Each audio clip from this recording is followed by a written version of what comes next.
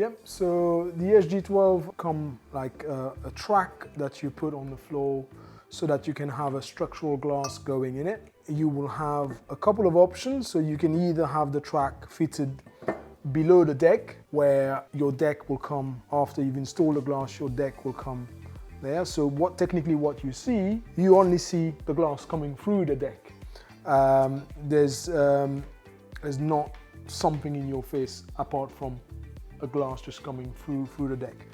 Obviously you need more planning, and you will expect that your screws will be fitted, your fittings here will be on the two outer part of this flange, on the inverted T we call it. You've also got the other option, which is fitted above, where you will have this in situ, but you will be able to have a cover applied to it, so that will come in a couple of different versions.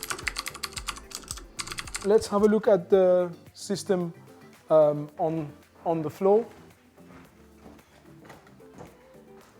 So we've got the system here with the above cover. So this one is silver, and as you can see, it comes also with the option of handrail at the top.